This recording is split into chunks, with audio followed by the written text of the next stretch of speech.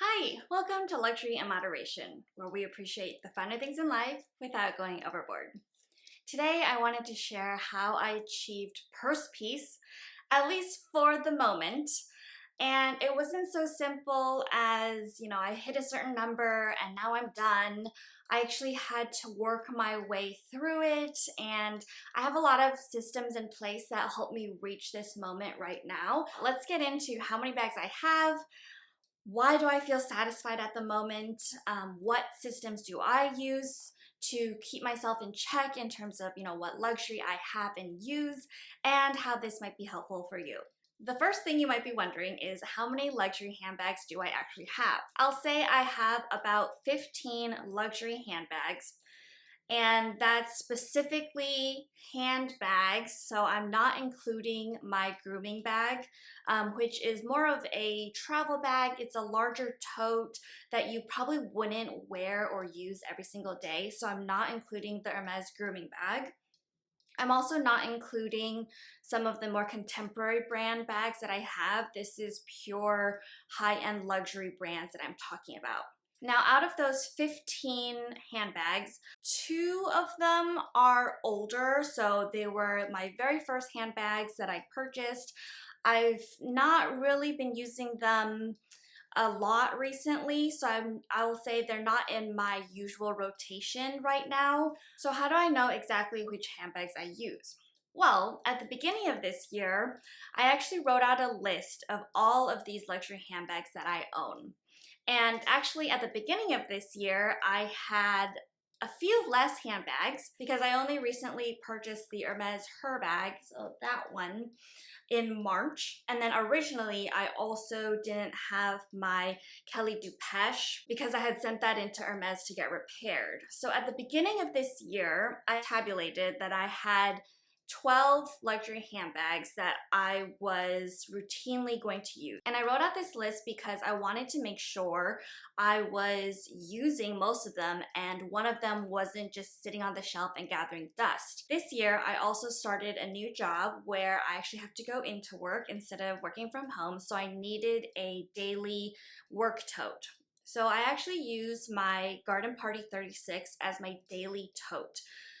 So I knew I would be using that one consistently and a lot, probably my most used bag the whole year, right? So that left the rest of the bags that I wanted to make sure I was using. And as I wrote out my list of all the different bags, including the Birkin, including the Kelly, everything that you see on this shelf behind me, I was like, oh, well, if I'm using my Garden Party 36 during the week, then I can only use these other handbags during the weekend. And oh my gosh, I have exactly 12 bags for 12 months. Maybe I should just use one bag a month on the weekends.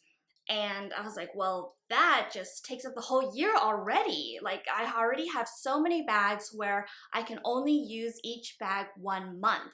Like, how did I get to that? That was kind of a light bulb moment where I was thinking, like, if I added any more bags, there wouldn't be a 13th month for me to use this other bag. So fortunately, of course, I made a silly mistake in thinking I would only be using one handbag one weekend. To my relief, I realized that every weekend I might use actually 2 or 3 different bags, depending on where I was going, depending on the occasion. So I was very happy to be able to use my bags more. So once I wrote down my list of all the handbags that I had, then I actually started tallying exactly when I picked up and used that bag.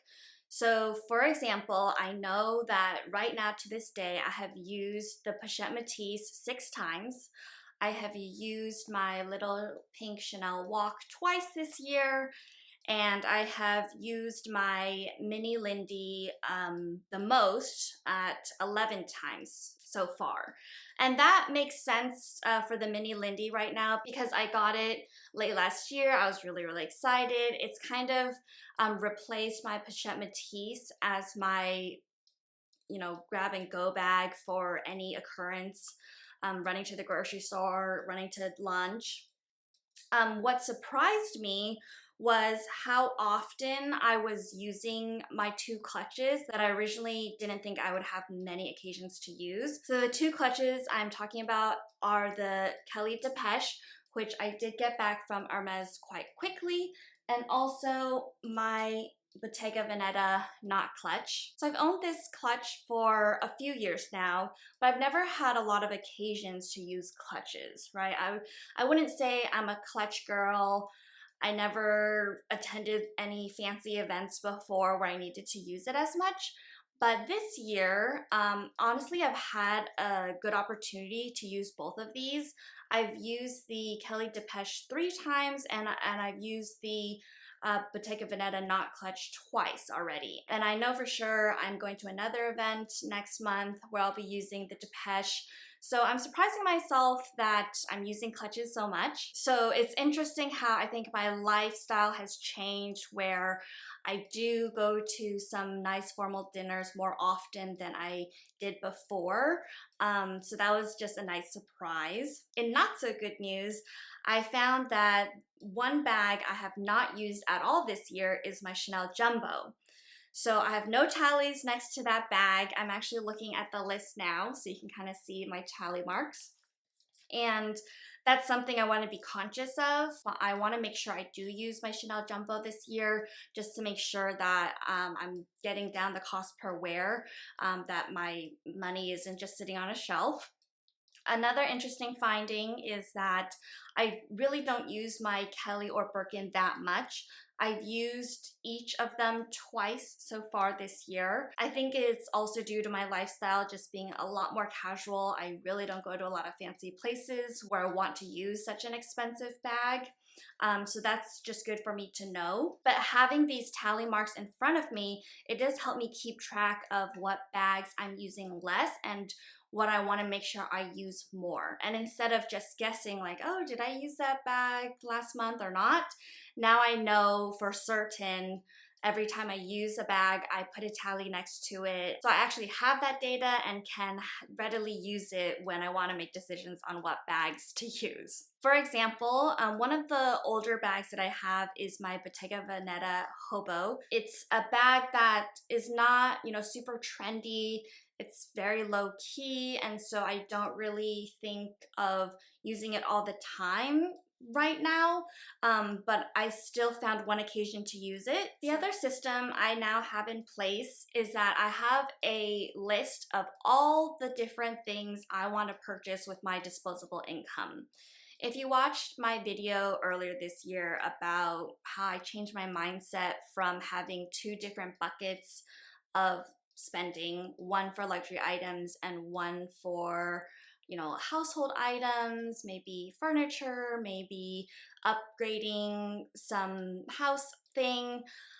Now I have it all in one list, so I see how I need to prioritize my spending for everything that I want to spend on. While a lot of the things I want to buy for my house may be less expensive than one handbag, it's still a choice that I have to make with my money, right?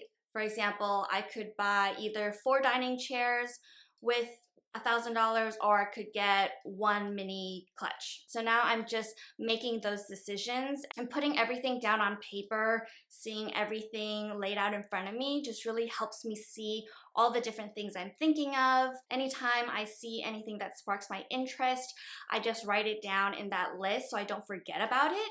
And then when I revisit that list, I can also revisit and see if I'm actually interested.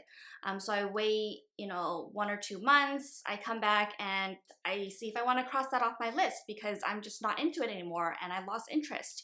Then I can take that bucket of money I was going to spend on that and put that towards something else, whether it be a luxury item or not. Something I make sure to record in that list is how much the item costs retail and also how much it would be including tax. So I know exactly how much money the entire purchase would be, and I'm not surprised by any, extra fees, if I could get this on sale or not. And that really helps me compare apples to apples what something would cost. So after using my tally system and also my prioritization list for a few months now, I've kind of trained myself into, first of all, appreciating the bags that I have, seeing everywhere else that I want to spend my disposable income on, and also that light bulb moment where I anchored myself into thinking I have enough bags, I have 12 bags for 12 months,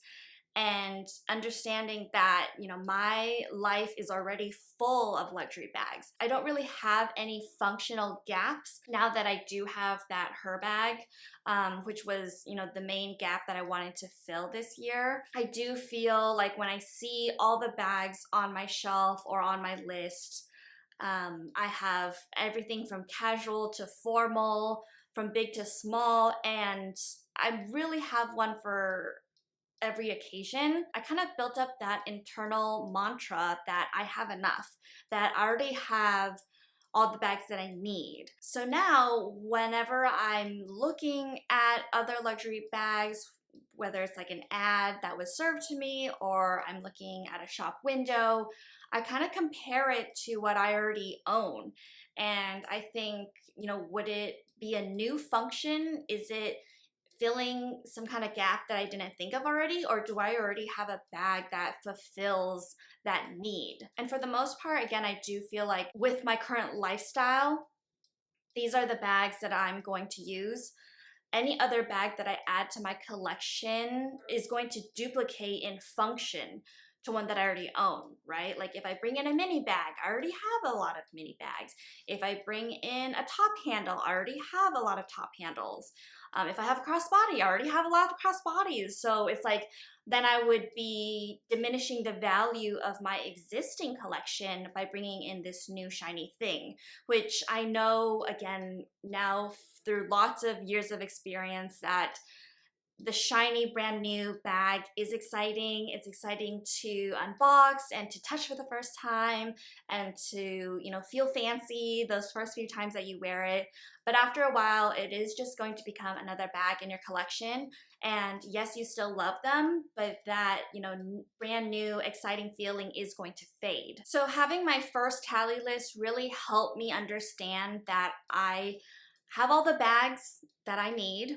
And then having that second list that prioritize everything I want to spend on really helped me put in perspective the cost of everything. So now when I look at handbag prices, I'm really thinking, do I really need to spend another $4,000 on a bag, or can I put that money towards something else in my life, towards a trip, towards workout equipment, towards whatever else. Now, that's not to say that I'm never shopping for luxury ever again, because trust me, I still do look at, nice luxury things. When I look at luxury handbags specifically, I'm kind of turned off at the moment just because I know internally it's not what I need. It would just be excessive. It's like the feeling of when you're so full and you've had such a great meal and then they put some dessert in front of you and you're like, oh, I really want to know how good that tastes. But if you take that first bite, you're just going to feel gross and, over bloated.